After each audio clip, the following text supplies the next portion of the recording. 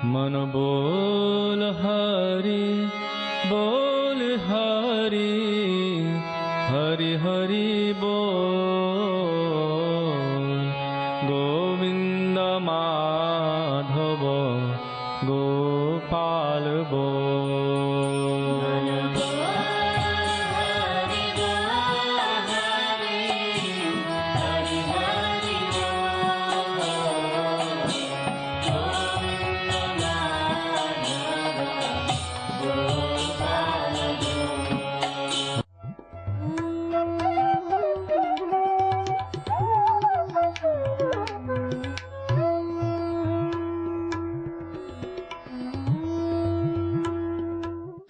विष्णुपाद अष्टोत्तर शत श्री श्रीमद् भक्ति वेदांत नारायण गोस्वामी महाराज जी का शुभ आविर्भाव सन 1921 में बिहार के बक्सर जिले में मौनी अमावस्या के दिन अर्धरात्रि में हुआ था।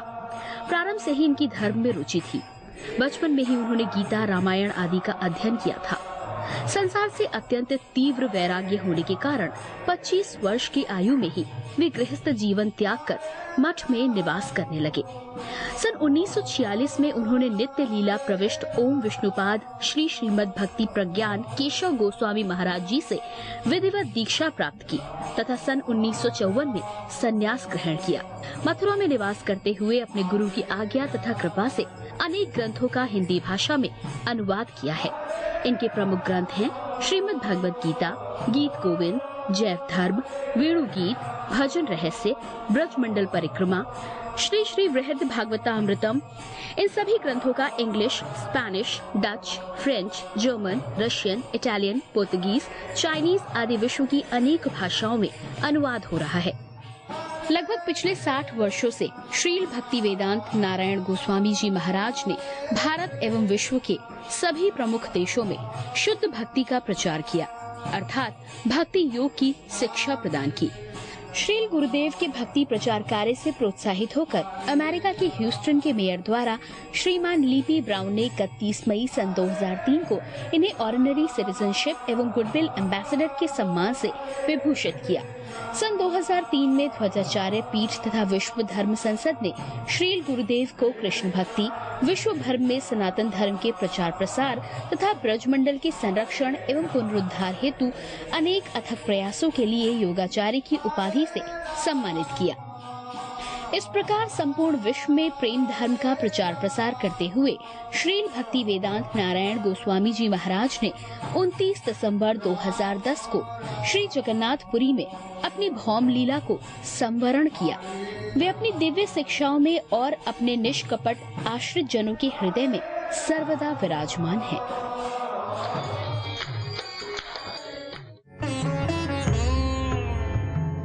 सबसे पहले मैं अपने गुरुदेव नित्य लीला प्रविष्ट ओम विष्णुपाद अष्टोत्तर शत श्री श्रीमद् भक्ति वेदांत नारायण गोस्वामी महाराज जी के चरणों में अनंत कोटि दंडवत प्रणाम करता हूँ।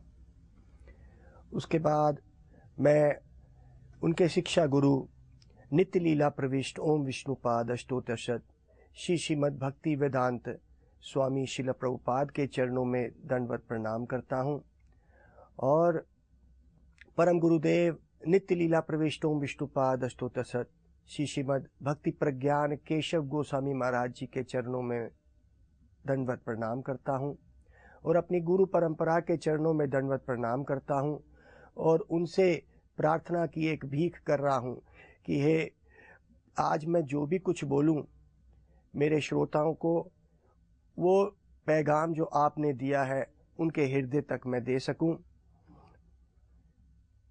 मैं एक पोस्टमैन की तरह ये दिव्य संदेश इन्हीं संतों का देने आया हूँ। इन्हीं संतों ने हमें कहा कि हमें इस संदेश को एक पोस्टमैन की तरह, एक डाकिये की तरह देना है। डाकिया खुद इतना अमीर नहीं होता है, लेकिन आपके पास अगर 1 करोड़ का मनी ऑर्डर लेके आया है वो ला तो सकता है, लेकिन वो खुद इतना अमीर नहीं हो सकता है।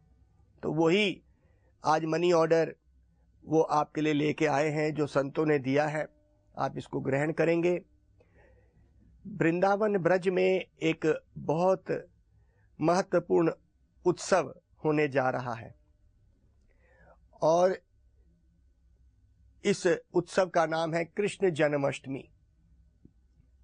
भारत देश में इस उत्सव को बड़े उल्लास से मनाया जाता है। जो संसारिक भौतिकवादी लोग हैं, जो संसार की भोग वासना में पड़े हैं, उनको इससे कोई मतलब नहीं। भगवान क्या करते हैं, भगवान क्यों, मैं कौन हूं, ये संसार छूटेगा, इससे उनको कोई भी मतलब नहीं है। लेकिन इन भौतिकवादी कामिक भोग में पड़े हुए से ऊपर कुछ ऐसे होते हैं जो इस सत्य की खोज में निकलते हैं। ये जो सत्य है ये 3 रूपों में जाना जाता है। हमारे शास्त्र में उस सत्य को वेदांत तत्व तत्वविदास तत्वम यज ज्ञानम अद्वयम ब्रह्मेति परमात्मेति भगवान इति शब्दते। कहते भाई जो ये सत्य है ये 3 रूपों में जाना जाता है।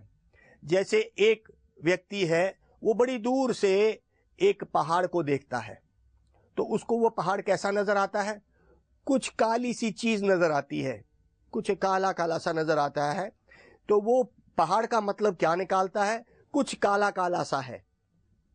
कुछ एक व्यक्ति जो थोड़ा और आगे बढ़ जाता है, वो देखता है अरे ये एक बहुत बड़ा पहाड़ है जिसमें बड़ी बड़ी शिलाएं होती हैं और ये बहुत ऊंचा होता है।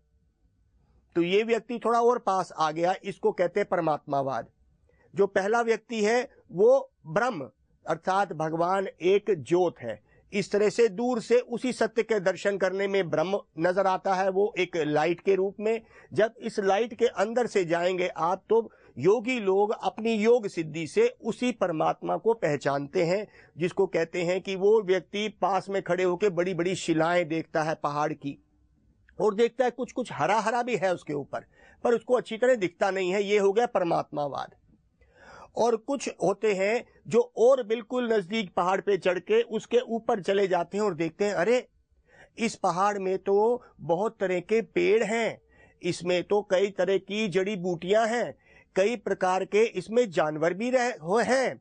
तो ये वो है जो भगवान इति शब्दते, जो भक्त लोग जो उस परम सत्य को बहुत ही नजदीक से देखते हैं। तो आज हम उसी परम सत्य को जब जन्माष्टमी के रूप में देखते हैं, तो कुछ ब्रह्मवादी लोग जो उस भगवान को निराकार मानते हैं या ब्रह्म ज्योत मानते हैं, उनके लिए जन्म नहीं होता, क्योंकि भगवान लीलाएं नहीं करते हैं। जब वो ब्रह्म के रूप में उसके कोई दर्शन करता है, वही भगवान का एक स्वरूप के रूप में, उनका ही एक शक्ति के रूप में ब्रह्म है। क्योंकि भगवान ने बोला ब्रह्मणो ही प्रतिष्ठाहम, इस ब्रह्म की प्रतिष्ठा मेरे से ही हुई है, मेरी शरीर से ही ये दिव्य ज्योत निकलती है, भगवान ने भगवत गीता में बोला। और कहते हैं सर्वस्य च अहम हृदय सन्निविष्टो, मैं ही तो सर्व से हृदय में विराजमान हूं। 15वें अध्याय का 15वां श्लोक। सबके हृदय में विराजमान कौन है? वही तो परमात्मा कहते हैं। तो भगवान ने बोला परमात्मा के रूप में मैं ही हूं उनके हृदय में विराजमान। भगवान इति शब्दते, और भगवान के रूप में, सब ऐश्वर्य के रूप में मैं उस गोलोक धाम में नित्य लीलाएं करता हूं। तो आज हम उसी भगवान का कृष्ण जन्माष्टमी का उपलक्ष्य में उनके जन्म के बारे में कुछ बताएंगे। तो कहते हैं भाई कि कृष्ण का जन्म कैसे होता है।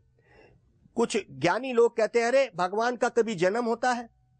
तो भगवान का जन्म तो होता नहीं है। ये बात तो तत्व से तो ठीक है, तत्व से ये बात ठीक है कि भगवान का जन्म नहीं होता, वो तो नित्य है।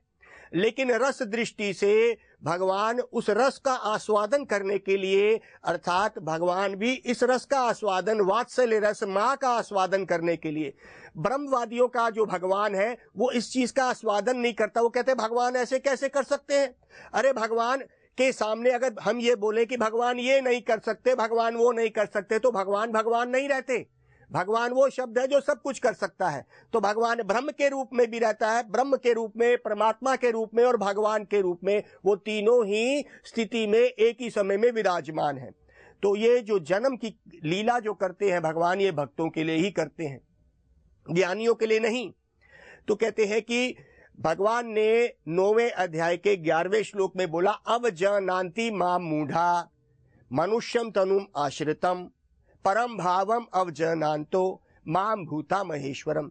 तो कहते हैं भाई अवजानान्ति, जो नहीं जानते, वो क्या है? मूढ़ लोग हैं जो मेरे बारे में नहीं जानते। अब जानती मां मूढ़ा मनुष्यम, जब मैं मनुष्य के रूप में सामने आता हूं, परम भावम, मेरे परम भाव को नहीं पहचानते। वो परम भाव क्या है? वो परम भाव है कि भाई ये हमारा जो शरीर है ये विकार दिखाता है, ये 6 तरह के विकार हमारा शरीर दिखाता है, ये भाव से बना नहीं है। भगवान कहते हैं मेरा भाव जो है परम है, इससे ऊपर है। हमारा शरीर 6 प्रकार के विकार जो दिखाता है, ये पैदा होता है, पैदा होने पे विकार शुरू हो जाता है, और ये विकार क्या होता है? वो बड़ा होता है, वो परिवार करता है, वो बूढ़ा होता है, उसके बच्चे होते हैं, और उसके बाद वो मर जाता है। ये 6 तरह के विकार हमारा शरीर दिखाता है। भगवान कहते हैं मेरे शरीर का भाव परम है। भगवान का शरीर कभी भी बदलता नहीं है, वो नित्य नवयमान है। और लीला करने के लिए, वो यशोदा माँ का वात्सल्य रस का आस्वादन करने के लिए तो वो जन्म भी करता है। तो कहते हैं कि भाई जो लोग इसको नहीं मानते वो मूढ़ है।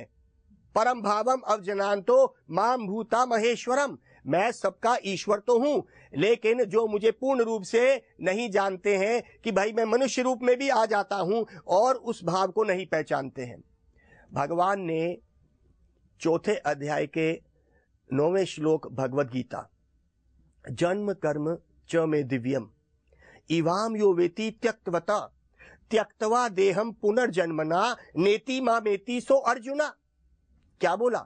जन्म कर्म च में, मेरा जन्म मेरा कर्म ये दिव्य है, ये इस संसारिक नहीं है जिस तरह हम सोचते हैं एक आम व्यक्ति का जन्म।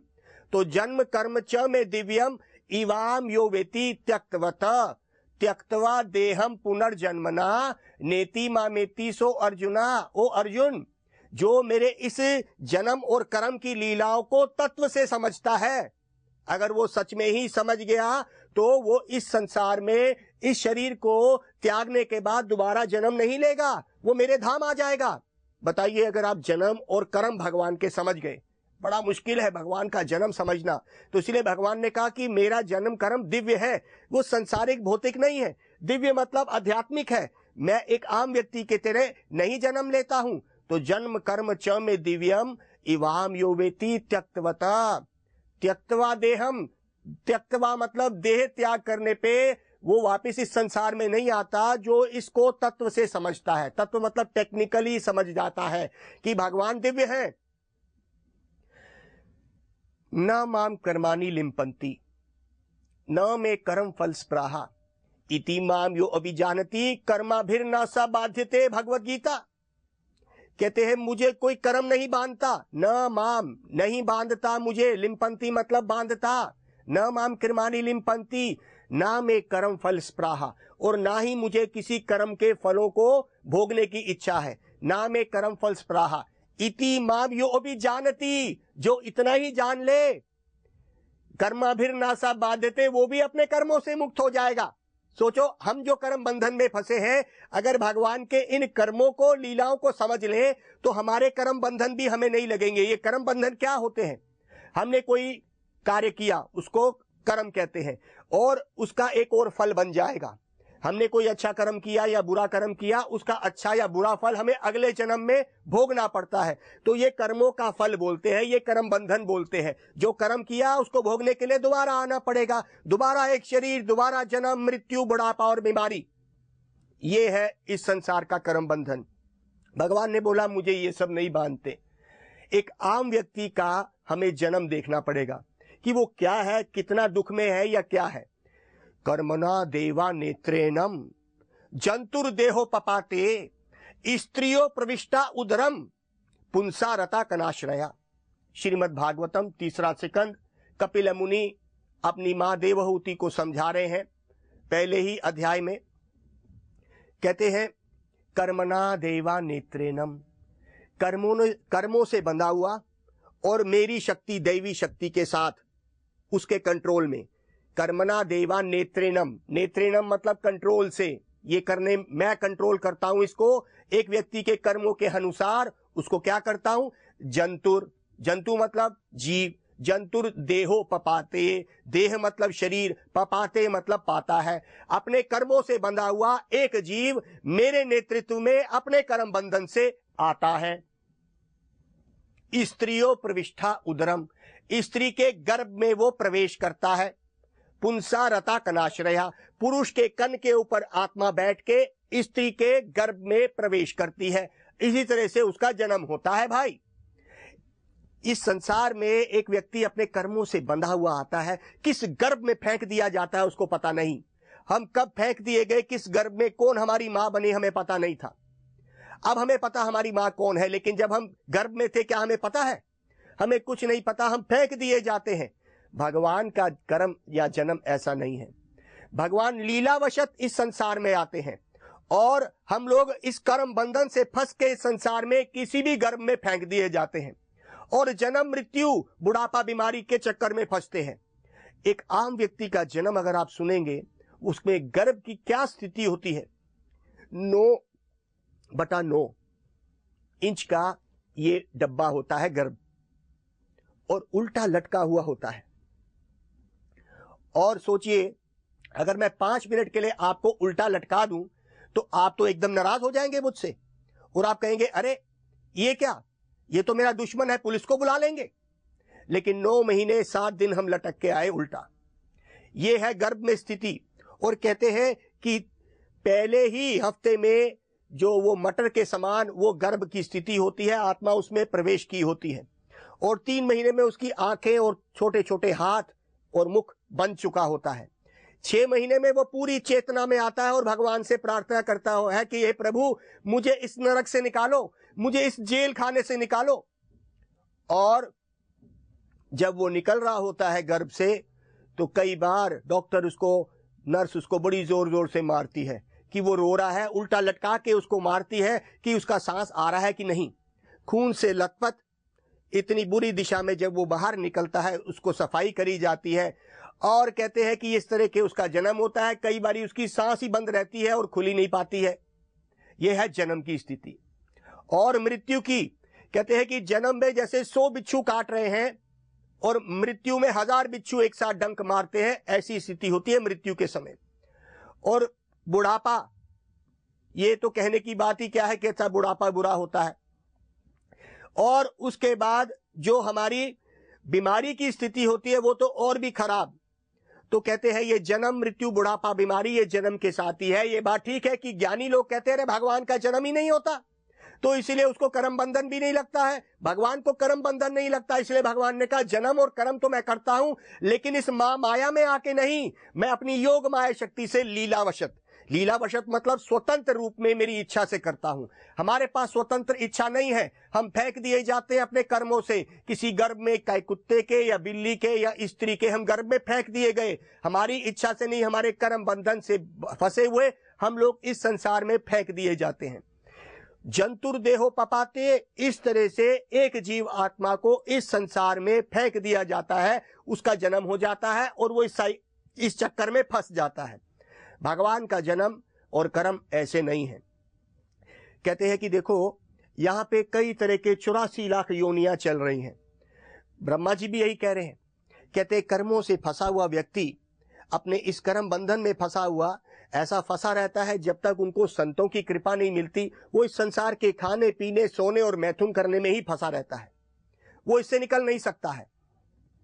तो कहते हैं यस्तविंद्र गोपम अथाविंद्रम हो स्वकर्मा बंधन रूपा भजन मता नोति कर्मानि निर्धाति किंतु च भक्ति भजम गोविंदमादि पुरुषम तमहम भजामि।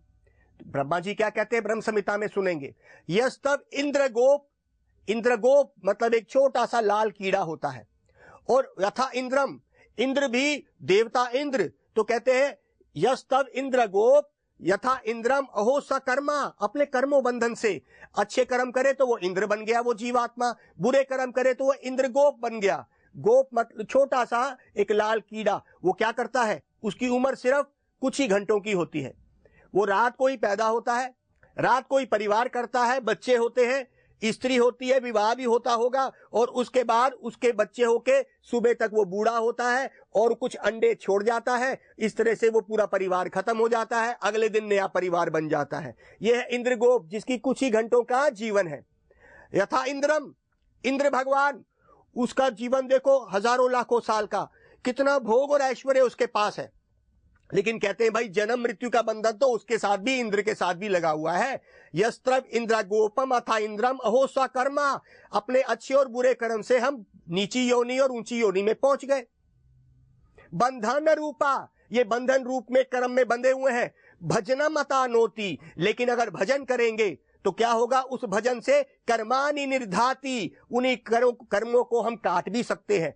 अगर हमने भगवान का भजन करा तो कहते कर्मानि निर्धाति किंतु च भक्ति भजम, भक्ति और भजन से हम इस कर्म बंधन को काट सकते हैं भगवान के धाम में जाने के लिए, भगवान का भजन करने के लिए। तो ब्रह्मा जी कह रहे हैं जिस भजन से, जिस भगवान के नाम से हम इस कर्म बंधन को काट के जन्म मृत्यु के बंधन से छूट सकते हैं, अर्थात भगवान को तत्व से जन्म, उनका समझना, जन्म की लीला, उनके कर्मों को समझने से हम अपने कर्म काट लेंगे, हम अपने कर्मों से मुक्त हो जाएंगे। और कहते हैं गोविंदम आदि पुरुषम तमहम भजामी, मैं ऐसे गोविंद का भजन करता हूं जिसके नाम लेने से हमारे भी कर्म कट जाते हैं। तो भाई हमारे भी कर्म कटते हैं, तो ये बताइए क्या भगवान जो स्वयं इस संसार में आते हैं वो उनको कर्म लगेंगे?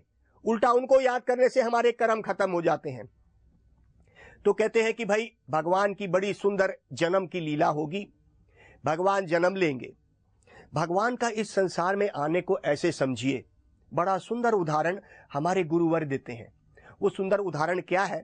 कहते हैं जैसे एक राजा है, राजा मंत्री को कहता है, अपने मंत्रिमंडल को, आओ भाई आज हम हमारे जो समाज का, हमारे जो देश का जो जेल खाना है आज हम उसमें जाएंगे। उसकी इच्छा है, वो जाना चाहता है। तो राजा जाता है अपने मंत्रिमंडल को लेके, तो राजा जेल जाता है। तो ये बताओ कि राजा के ऊपर वो जेल के नियम लागू होंगे? राजा के ऊपर तो वो जेल के नियम लागू नहीं होंगे। जेल का नियम क्या है कि भाई इन कैदियों ने अपने उस समाज के धर्म को तोड़ा, कोई ऐसा पाप किया और इसीलिए उनको बंद कर दिया गया। जेल के नियम वहां तक तो लगते हैं, लेकिन क्या जब राजा जाता है तो क्या उसको जेल के उस नियम को पालन करना है? वो तो राजा है, तो जेल में भी आएगा तो वैसा ही स्वतंत्र रूप में वो राजा जेल में प्रवेश करता है। इसी तरह से ये संसार एक जेल खाना है।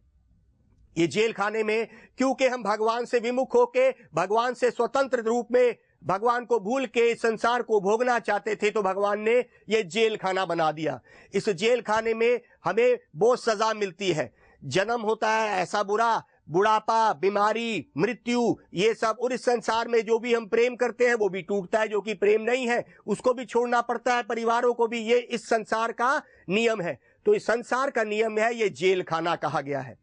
लेकिन जब भगवान आते हैं तो वही जेल खाने में क्या करते हैं, उनके ऊपर नियम नहीं लगता। जैसे एक राजा को जेल खाने में नियम नहीं लगता है जेल का, उसी तरह से भगवान जब इस संसार में आते हैं उनको इस संसार का कोई नियम नहीं लगता है। भगवान के आने को एक बहुत सुंदर रूप में और भी समझा जा सकता है। भगवान जन्म ले रहे हैं, जैसे एक आम व्यक्ति देखता है रोज सुबह जो सूरज है उदय होता है, सूरज उदय होता है ना, तो हमें लगता है अरे सूरज उदय हुआ, और शाम को अस्त हो जाता है, सूरज चला गया।